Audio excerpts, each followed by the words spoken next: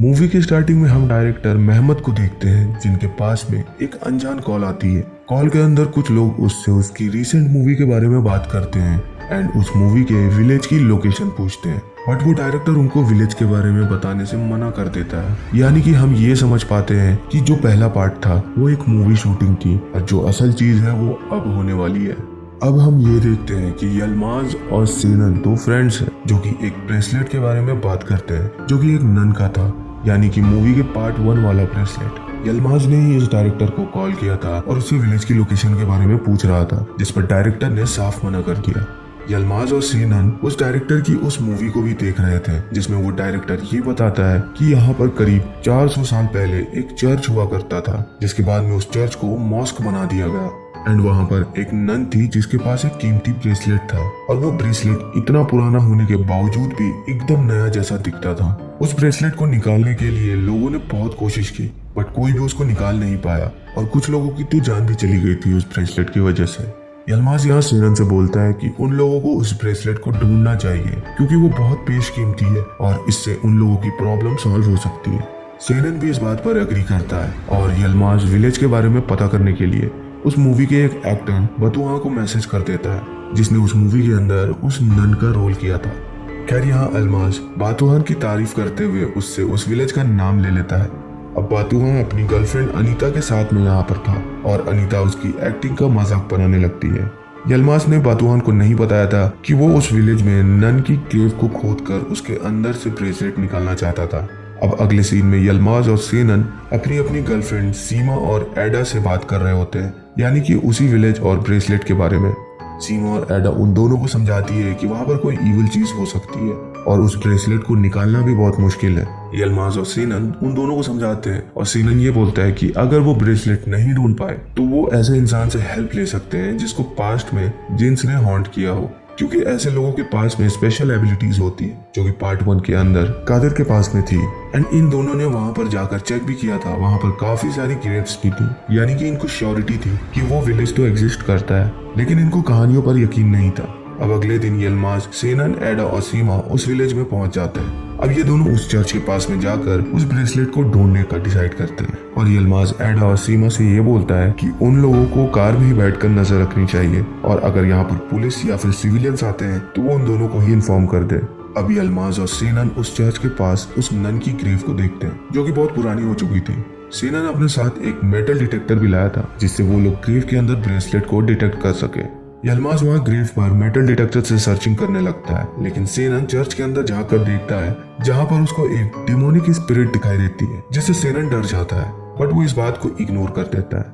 दूसरी ओर सीमा और एडा कार में बैठे होते हैं जहाँ पर सीमा म्यूजिक प्ले करती है जिस पर एडा उसको मना करती है क्योंकि म्यूजिक की वजह से आसपास गुजरते हुए सिविलियंस और पुलिस अटैक हो सकते थे। तभी एडा सीमा से ये बोलती है कि उनको बोर ना होते हुए कुछ इंटरेस्टिंग करना चाहिए और एडा यहाँ पर रियल लाइफ हॉरर स्टोरी सुनाने लगती है। अब एडा सीमा को एक हॉरर स्टोरी सुनाकर डराने लगती है और तभी सीमा को कार के बाहर एक व्हाइट स्पिरिट दिखाई देती है। वो उससे काफी डर जाती है बट वो एडा को कुछ भी नहीं बोलती। यहाँ पर यलमाज और सीनन ग्रेव की सर्चिंग कर रहे थे जहाँ पर उनको एक मेटल डिटेक्ट होता है और वो लोग वहाँ पर खुदाई करने लगते हैं। वो कुछ देर तक तो वहाँ पर खुदाई करते हैं बट उनको कुछ भी नहीं मिलता, जिससे यलमाज काफी फ्रस्ट्रेट हो जाता है। अब यलमाज के पीछे सीनन को एक व्हाइट स्पिरिट दिखाई देती है जिससे वो डर जाता है, बट यलमाज को वहाँ पर कोई भी स्पिरिट नहीं दिखती और वो लोग उसको इग्नोर कर देते हैं क्योंकि ऐसा माना जाता है कि जिन्स को इग्नोर करना बेटर रहता है। अब हम देखते हैं बतुहान को उसके घर पर जहाँ पर वो अचानक से नींद से उठ जाता है। बतुहान किचन में पानी पीने जाता है जहाँ पर उसको अनीता मिलती है, बट सडनली अनीता एक डिमोनिक स्पिरिट में बदल जाती है और बतुहान से ये बोलती है कि ये सब उसकी वजह से हो रहा है। वो इस चीज से बहुत डर जाता है और यलमाज को मैसेज करके बोलता है कि वो लोग जो भी कर रहे हैं उसको रोक दें। यलमाज इस चीज को देखकर शॉक्ड हो जाता है कि बतुहान को ये सब कैसे पता चला कि वो लोग कहाँ पर और क्या कर रहे हैं। सीनन भी यलमाज की बात से शॉक्ड हो जाता है और वो लोग बतुहान से पूछने की कोशिश करते हैं कि उसको ये सब कुछ कैसे पता चला, बट तभी मोबाइल के सिग्नल चले जाते हैं। दूसरी ओर एडा और सीमा को रेडियो पर एक आवाज आती है जो कि किसी के रोने जैसी लग रही थी। एडा सीमा से ये बोलती है कि ये आवाज यलमाज की हो सकती है और कॉल करने पर सीनन ये बताता है कि उन लोगों ने रेडियो पर कोई कॉल ही नहीं किया। अब कुछ टाइम के बाद में हम एडा और सीमा को विलेज में घूमते हुए देखते हैं जो किसी को ढूंढ रही थी। एडा सीमा से बोलती है कि सीमा को डरना नहीं चाहिए और एडा सीमा को कार की कीज दे देती है। अब वो दोनों एक घर के अंदर जाती है जहाँ पर अचानक से एडा गायब हो जाती है और सीमा उसको ढूंढने लगती है, जहाँ पर एक स्पिरिट सीमा को हॉन्ट करती है और सडनली सीमा की नींद खुल जाती है। वो अभी तक एक ड्रीम में थी। एडा सीमा से बोलती है कि वो सोते हुए भी बात कर रही थी और सीमा को सब कुछ अजीब लगने लगता है। एडा सीमा से ये बोलती है कि वो एसी ऑन करते, बट उनके पास में कार कीज थी ही नहीं। असल में कीज को यलमाज अपने साथ में ले गया था। बट जब सीमा अपनी पॉकेट चेक करती है तो वहाँ पर उसको कीज मिल जाती है। मतलब कि उसने सपना देखा और उसके पास में हकीकत में यहाँ पर कीज आ गई, जिसके बारे में मैं आपको एंड में एक्सप्लेन करूंगा, क्योंकि उसके पीछे भी कई सारी थ्योरीज है। खैर, अब दूसरी ओर हम ये देखते हैं कि यलमाज और सेनन अब ग्रेव की दूसरी जगह पर खुदाई करने लगे थे। यहाँ पर खुदाई करने पर बतुहान के घर पर हलचल शुरू हो जाती है और बतुहान को कोई इवल स्पिरिट हॉन्ट करने लगती है और वो इस चीज से परेशान होकर डायरेक्टर मेहमद को कॉल करके सब कुछ बताने लगता है। वो बतुहान की बातों से बहुत ही ज्यादा गुस्सा करते हैं कि उनको यलमाज को विलेज के बारे में नहीं बताना चाहिए था। वो बतुहान से ये बोलते हैं कि बतुहान यलमाज को मैसेज करे और मेहमद भी यलमाज को मैसेज करेंगे। अब यहाँ पर एडा और सीमा यलमाज और सेनन को कॉल ट्राई करती है एंड वो दोनों भी सेम चीज कर रहे थे, लेकिन कॉल कनेक्ट ही नहीं होता।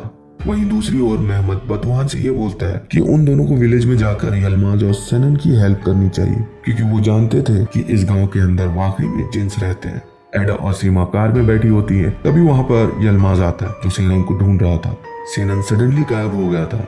एडा यहाँ पर यलमाज से ये बोलती है कि वो वॉशरूम जाना चाहती है और एडा वॉशरूम के लिए निकल जाती है। और पार्ट 1 में हमको ये पता था कि ऐसे जगहों पर टॉयलेट नहीं करनी चाहिए। खैर, दूसरी ओर मेहमद और बतुहान विलेज के बाहर आ जाते हैं और वो लोग यलमाज को कॉल करते हैं। यलमाज मेहमद को बताता है कि उसका दोस्त सेनन गायब हो गया है और अब एडा भी मिसिंग है। मेहमद यहाँ पर यलमाज से ये बोलता है कि उसको उनके पास में आ जाना चाहिए क्योंकि वो उसकी मदद करेगा। यलमाज और सीमा बहुत ही ज्यादा डर गए थे और वो विलेज से बाहर भाग जाते हैं। मेहमद और बतुहान यलमाज का बहुत टाइम तक वेट करते हैं, बट वो वहाँ पर नहीं आता, एज वो डर की वजह से विलेज से बाहर भाग गया था। खैर, अब ये दोनों खुद ही विलेज में घूमकर यलमाज को ढूंढने लगते हैं, क्योंकि अब यलमाज का फोन भी नॉट रीचेबल था। मेहमद और बतुहान को भी विलेज के अंदर स्पिरिट्स दिखाई देती है, बट वो लोग वहाँ से नहीं भागते। इधर एडा एक जगह पर वॉशरूम के लिए गई होती है और कोई चीज उस पर नजर रख रही थी, जो उस पर कुछ ही टाइम के बाद में अटैक कर देती है। यहाँ पर यलमाज और सीमा की कार रास्ते में खराब हो जाती है, जहाँ पर यलमाज कार को चेक करता है और वो सीमा को कार में अकेला छोड़कर किसी की हेल्प लेने के लिए चला जाता है और सीमा को भी अब कोई स्पिरिट हॉन्ट करने लगती है। सीमा की कार का हुड भी अपने आप ही बंद हो जाता है, जिससे वो डर जाती है और अब तक यलमाज वापस आ गया था। यलमाज को सीमा ये बताती है कि उसने किसी इवल चीज को फील किया है, जिससे यलमाज भी डर जाता है। मेहमद अब एक घर के पास जाता है जहाँ पर उसको पॉसेस्ड एडा हॉन्ट करती है, जिससे मेहमद बहुत ही ज्यादा डर जाता है। खैर, अब ये दोनों यलमाज और उसकी टीम को ढूंढते हुए एक जगह पर पहुंच जाते हैं जहाँ पर उनको एडा और सेनन दिखाई देते हैं। बतुहान ये बोलता है कि एडा और सेनन 4 नन्स की स्पिरिट के साथ में है, बट शॉकिंगली मेहमद को वहाँ पर सिर्फ एक सेनन ही दिखाई दे रहा था। अब मेहमद को एक होजा की बात याद आती है, जिसमें वो होजा मेहमद को ये बताते हैं कि अगर कोई इंसान जिन्स की स्पिरिट को देख रहा है तो इसका मतलब ये है कि जिन्स उस पर्सन से जुड़ चुके हैं और जिन्स भी उस इंसान को अपने पास में महसूस कर सकते हैं।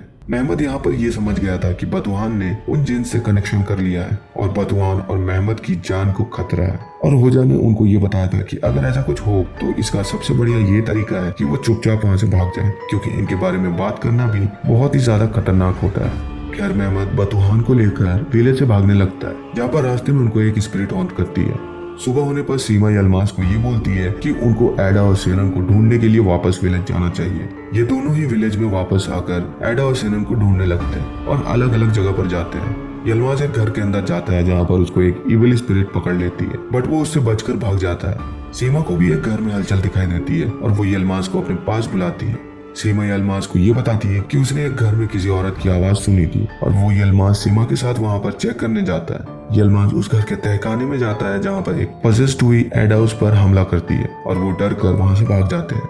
अब अगले दिन सीमा और यलमाज मेहमद के पास जाते हैं और उसको सब कुछ बताने लगते हैं।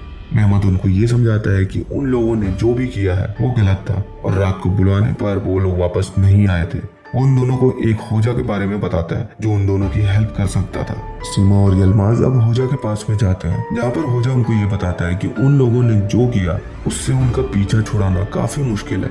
अब होजा एक रिचुअल करता है और एक स्पिरिट से कांटेक्ट करता है, यानी कि एक जिन से। उस जिन से बात करने के बाद में होजा सीमा और यलमाज को ये बताता है कि एडा उन इविल जिन्स के साथ में जुड़ गई है और सेनन ने ऐसा करने से मना कर दिया था और उसने सुसाइड कर लिया। यानी कि एडा जिंदा होते हुए भी जिंदा नहीं है। उनका कहना था कि वो है भी और नहीं भी। कभी कभार वो हर जगह पर है और कभी कभार कहीं पर भी नहीं, लेकिन ये दोनों ही होजा की बात को नहीं समझते।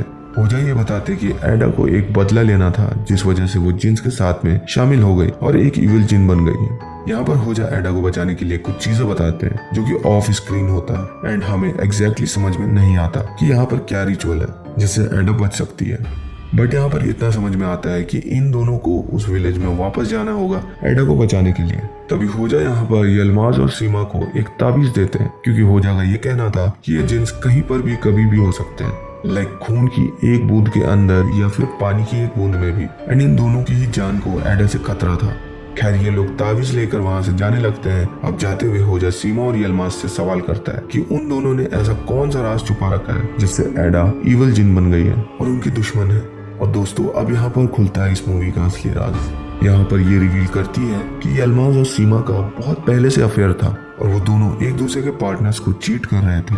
और इतना कहते ही वहाँ पर इविल एडा आ जाती है और उन दोनों पर ही अटैक कर देती है और ये मूवी यहीं पर खत्म हो जाती है।